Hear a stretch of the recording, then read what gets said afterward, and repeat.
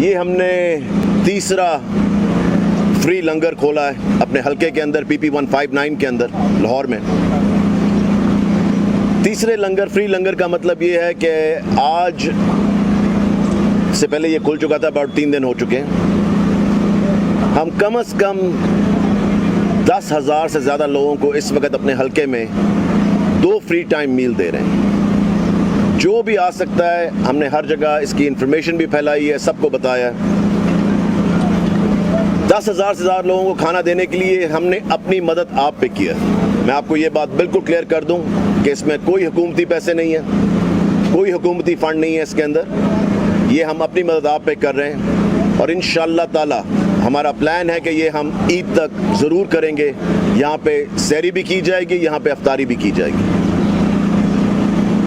अल्लाह ताला हमें तौफीक दे कि हम और भी कर सकें, मगर हम जितना कर सक रहे हैं हम शुक्र करते हैं अल्लाह ताला का कि 10,000 लोगों को इस वक्त खाना दिया जा रहा है 2 टाइम का, और फ्री दिया जा रहा है। और क्वालिटी आपने देख ली है, मेरे ख्याल से सब ने खा के यहाँ पे टेस्ट किया है कि क्वालिटी हम बिल्कुल बेहतरीन दे रहे हैं। क्योंकि बड़ा ये अजीब कॉन्सेप्ट है हमारे मुल्क के अंदर कि जब हम फ्री चीज़ देते हैं तो हम समझते हैं कि वो क्वालिटी की नहीं होनी चाहिए। सो हमने सबसे ज़्यादा इस चीज़ का ख्याल रखा कि जब हम खाना दें तो हम बिल्कुल वही क्वालिटी दें जो हम खुद अपने लिए पसंद करते हैं। नंबर 1 क्वालिटी का हम खाना दे रहे हैं। सो इसके बाद अगली चीज़ पे चलते हैं।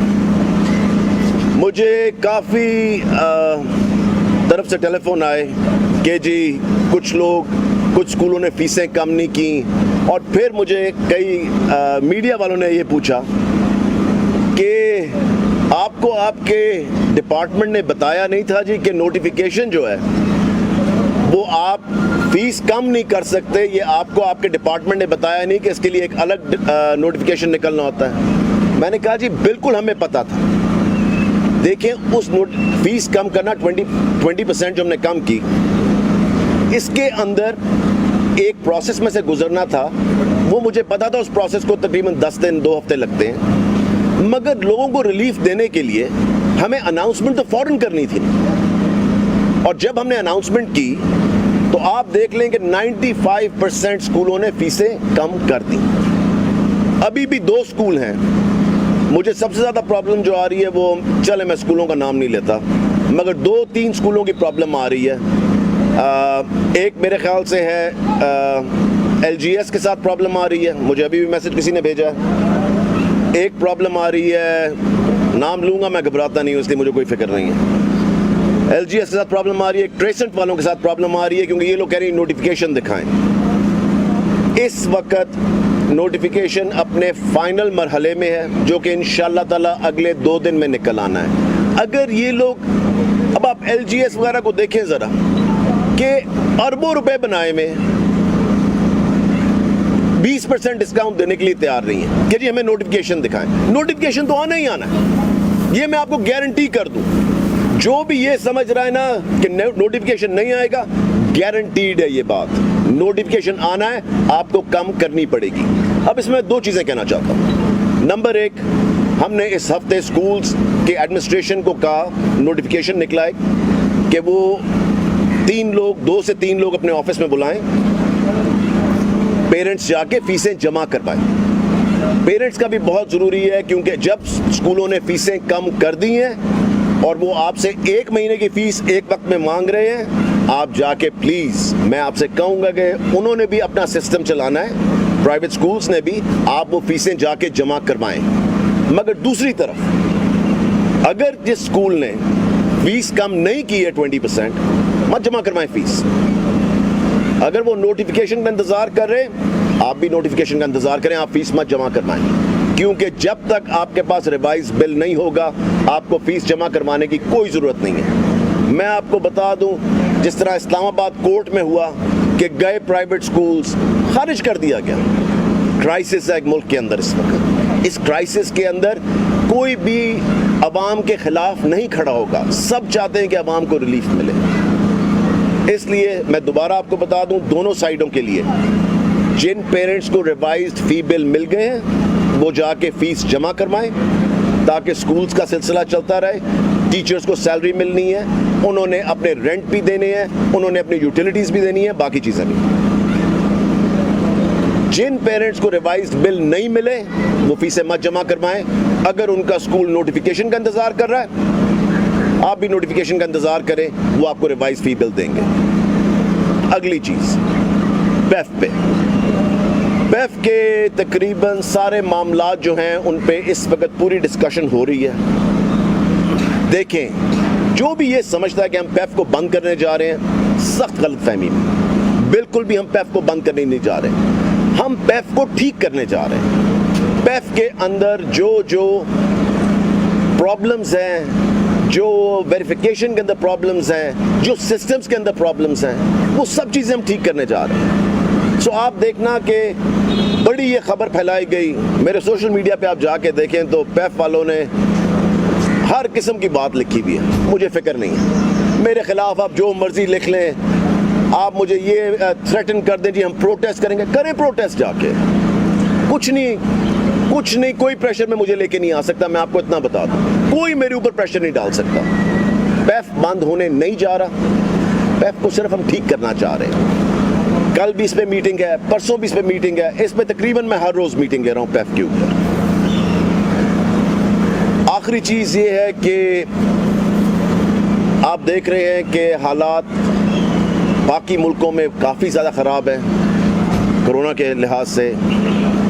स्पेशली पाकिस्तान में इस वक्त कहीं ज़्यादा बेहतर हालात हैं, और अल्लाह करे कि इंशाअल्लाह ताला हालात इससे बेहतर ही हों और ख़राब ना हों। सबको चाहिए कि वो इस वक्त ख्याल रखें इन चीज़ों का, सोशल डिस्टेंसिंग का, बाहर ना निकले अगर नहीं निकलना। मैं वैसे लोगों को देखता हूँ जो बाहर निकले होते हैं, जिनको ज़रूरत नहीं है, उनसे पूछ रही होती है आर्मी, पुलिस, सब पूछ रहे होते हैं और फिर उनको वहाँ पे खड़ा रखते हैं।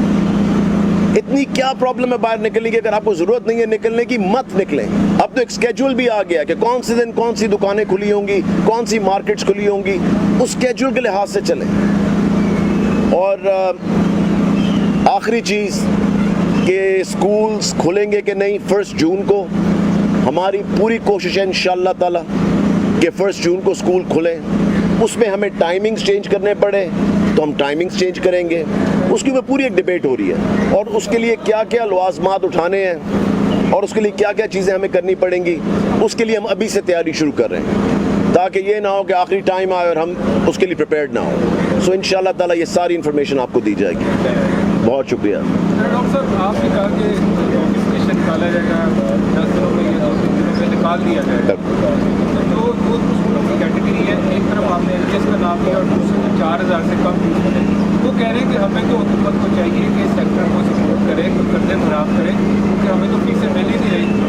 पेरेंट्स आके फीस ही जमा करवा रहे हैं, हमने किराए देने हैं, टीचरों को सर्विस देनी है, और जो 5 दिन के लिए आपने स्कूल खोलने की इजाज़त दी है उसमें तो कोई फीस जमा करवा ही नहीं सकता। 5 दिन में कैसे हम फीस जमा करेंगे? नहीं, देखिए 5 दिन हमने मंडे से लेके फ्राइडे तक एक नोटिफिकेशन निकाला कि इतने बजे से लेके इतने बजे तक आके फीसें जमा करवा सकते हैं।